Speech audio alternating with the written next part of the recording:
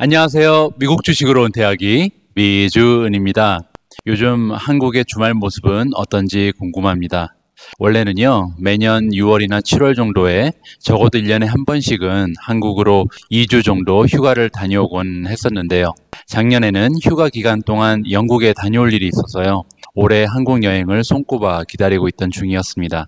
그런데 난데없이 바이러스 문제가 터지는 바람에 지금 2년 반이라는 오랜 시간 동안 고국 방문을 하지 못하고 있습니다. 내년 여름에는 아무 걱정 없이 한국행 비행기를 타고 날아갈 수 있기를 기대해 보면서 그동안 저는 미주은 유튜브 채널 열심히 운영하도록 하겠습니다. 요즘 미국 주식으로 은퇴하기에서는 미국 대선 시즌을 맞이해서 소위 마켓 전문가들의 날카로운 분석 그리고 주식시장에 대한 전망을 시리즈로 만들어 보내드리고 있습니다. 다행히 제가 직접 기획하고 만들어내는 영상에 비해서는요, 제작 시간이 많이 단축되어서 매일매일 한 분씩 소개를 드리고 있습니다. 어제 영상에서는요, 2008년 글로벌 경제 위기 상황을 정확히 예측해내면서 유명세를 타게 된 누리엘 루비니 교수의 인터뷰 내용을 전해드렸는데요. 한국도 비슷하지만요, 경제학자분들은 대부분 오로지 수치를 가지고 현상을 직시하기 때문에 현 상황에 대한 깊은 우려 그리고 암울한 미래 전망이 인터뷰 내내 주 내용을 이뤘습니다. 그래서 오늘은 분위기 확 바꿔서요, 미국 주식시장 현장에서 직접 뛰고 계시는 투자회사의 대표분 중에 인터뷰 내용이 가장 제 마음에 확 와닿았던 브라이언 벨스키라는 전문가분의 인터뷰 내용을 공유할까 합니다. 이번 인터뷰 시리즈를 준비하면서요, 저는 수십 편의 전문가 인터뷰 영상을 접할 수 있었는데요. 그 많은 영상들 중에서도 제가 가장 이분은 확신이 차 있는 그리고 근거 있는 목소리를 가지고 계시다라는 생각이 들었습니다. 그래서 11월 7일 토요일 영상의 제목은요, 미국 증시의 대세 상승장은 아직 10년이나 더 남아있다라는 멋진 제목을 가지고 전해드릴까 합니다. 그럼 바로 시작합니다.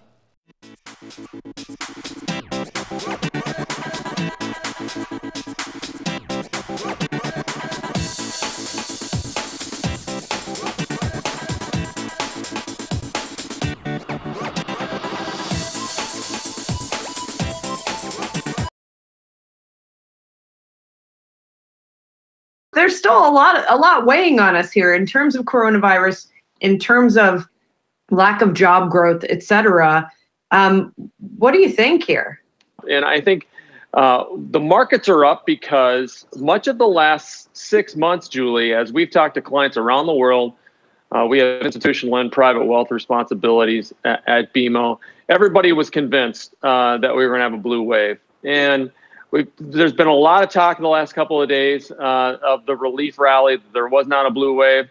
I think there was too much emphasis on polls. We've been very clear for several months that politics have nothing to do with the absolute performance of the stock market. It's the trajectory of fundamentals in the economy. If you look back at the last 10 years and 10 years ago, that the recovery that we saw following the Great Recession was very slow. This one's going to be very slow. I know that the Fed and the stimulus packages have been very aggressive, but with this kind of overhang in debt in the low interest rate environment, it's going to take a while for the economy to get back to where it was. Now, that being said, Julie, why the stock market is up is clearly fundamental. If you have zero interest rates and risk premiums, zero interest rates and risk premiums at all-time highs, markets are going higher, period. In the believability quotient of this bull market, which we believe has been in place for the last 11 years, we think it has 10 more years to go. And especially given the fact that the majority of clients still don't own stocks, you still have massive amounts of asset allocation focused on fixed income, and you have this notion of the fear factor and the climbing the wall of worry. We just think this thing goes higher, and it's going to be driven by the best companies in the world, which are, by the way, some of these tech stocks and communication stocks, which are the mobile society stocks and the stay-at-home stocks, because they have the best products, they have the best earnings, they have the best balance sheets, and the best cash flow. To us, it's common sense. All this other rhetoric in terms of binary discussions with respect to the left and the right, we're all just talking our book in terms of politics. Instead of talking your book, you should just focus on what's right in the economy and fundamentals, and we think it's the U.S. stock market. Brian, the tech rally has continued since you and I exchanged an email. Tech is out of the game. We exchanged that email yesterday. Tech is out of the gate hot again today. Do you think the move is a little bit overdone? I get that these companies have great fundamentals, but they're still likely to come under attack, even in a divided government, and that attack could continue next year. Great question, Brian, and great comment. And I'm glad that we were emailing back and forth because, the believability of tech stocks on a short-term basis especially given the bad October performance, was low. I mean, let's face it, on both sides, as you said, they're going to go after the tech stocks. But again, some common sense. What can the Google machine and the Apple machine and the Facebook machine do? They can get out their checkbook and write a check and say, find me. And that's probably going to be the most likely outcome, common sense. We are emotional in the marketplace. We're gonna go right to the goal line and expect we're gonna break up these companies. The likelihood of breaking up these companies, again, common sense, is very low. I think more so, we're gonna see more emerging technologies and more new leadership in technology, whether or not it's PayPal or Zoom or NVIDIA or Visa. These companies, technology are leading for a reason. It's because of where we are in the secular change in terms of how we're growing as an economy. And we think that continues. Whether or not Apple's still going to be the largest company in the world in 10 years, I think that remains to be seen. But in the meantime, it's still one of the best companies in the world, and investors should maintain their positions.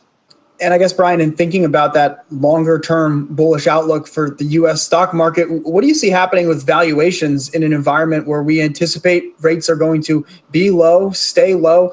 What do you think the market multiple settles at? Because the last decade, all we heard is valuations are too high. Certainly, we've seen a lot of multiple expansion this year in anticipation of better earnings. But what kind of number sounds reasonable, I guess, in your mind, thinking out for the next decade? Great point, Miles. And I'll remind everyone that the last decade's strategy and a lot of investment with respect to how we're building portfolios was dominated by macro and quantitative measures, which have actually been absolutely positively wrong. The majority of those things have been underperforming. So again, I don't think doing a market comment with respect to an earnings and a multiple number is as simplistic. You have to run cash flow and dividend discount models and macro models and PE models, which we have done for 30 years in the market. So there is no magic multiple number. It's not that I'm not answering your question. I think the bigger issue, quite frankly, is going to be when everybody decides that the Fed is never going to raise interest rates again, and we have some sort of a semblance of Fed complacency, and everybody believes this is going to be pushed out even more than 3 years. When we start as a society and as an investment society believing that, and consensus is we're never going to have an interest rate change again, that's when I will worry. I don't think we're anywhere near that. Let's see as the market and companies begin to broaden out in terms of earnings. That's when I think we can start making more of a value call. It's way too early yet. And I think we're still going to be concentrated with respect to performance for those companies that are delivering earnings, one of which you talked about earlier, Costco. I don't know about the hot dogs, but it's one of the top 25 companies in the world. So you have to kind of think like that as a stock picker. Going back to the last 10 years, we were so macro dominated, so formulaically dominated. This is about stock picking. It's about companies. It's about management. It's about products. It's about services. We as an investment society have completely forgotten about all of that. So I think that's going to dominate investment themes for the next 10 years. 오늘 방송도 제가 제 자신에게 던지는 메시지를 가지고 Catch Me If You Want 진행하도록 하겠습니다. 첫 번째 메시지는요. 시장 지수에 투자하지 말고 기업에 투자하자. 여러분들 미주은 방송을 시청하시는 분들은 대부분 저의 투자 원칙 중에 이 부분이 가장 중요한 하나의 큰 그림이라는 것을 알고 계시잖아요. 앞으로도 계속 저는 시장 지수보다는 하나하나 개별 기업의 미래를 보면서 투자할 생각입니다. 두 번째로 기업의 실적 그리고 미래 가치에 투자하자입니다. 그래서 우리가 미래의 실적이나 미래 가치를 정확하게 진단하기 위해서는 앞으로도 계속 어닝 보고서죠. 분기마다 나오는 보고서를 읽어보는 것이 굉장히 중요한데요. 그래서 다음 주에는 빠망 그리고 주요 종목 어닝 보고서를 여러분들과 함께 공유하는 그런 시간을 다시 준비하도록 하겠습니다. 그에 앞서서요. 마지막 인터뷰가 준비되어 있는데요. 아무래도 화요일날 방송이 나갈 것 같은데요. 아크 인베스트의 캐시 우드 영상을 준비했는데요. 제가 어젯밤에 한 30분 정도 가까이 되는 그런 분량의 영상이었는데 내용이 너무 좋아서 다음 영상에서는 이분의 메시지를 꼭 여러분들과 공유해야겠다라는 생각을 하게 됐습니다. 굉장히 좋은 내용이니까요. 이 인터뷰도 많은 시청 부탁드립니다. 오늘 제가 준비한 내용은 여기까지입니다. 어제 누리엘 루비니 교수의 인터뷰 영상을 보시고 일부 시청자분들이 댓글에 이렇게 남겨주셨습니다. 왜 잘 맞추지도 못하는 사람의 인터뷰 내용을 가지고 영상을 제작하냐 이렇게 말씀하시는데요.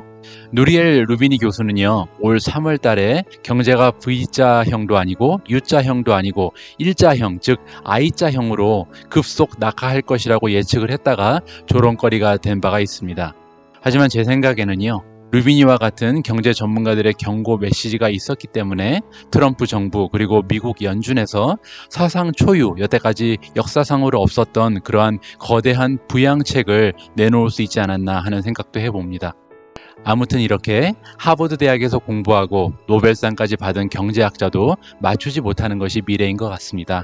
그래서 우리와 같은 개인 투자자들이 주식시장의 미래를 예측한다는 것은 불가능에 가까운 일이라고 생각이 들고요. 중요한 것은 우리가 욕심을 내지 않고요, 건전하고 건강한 투자 원칙에 맞추어서 조금씩 자산을 늘여나가는 것이라 생각됩니다. 그것이 우리가 단 15개월이 아닌 15년 후에 은퇴 계획을 가지고 있는 이유기도 하고요. 우리 모두가 미국 주식 투자로 은퇴하는 그날까지 다 함께 화이팅입니다. 행복한 하루 되세요. 감사합니다.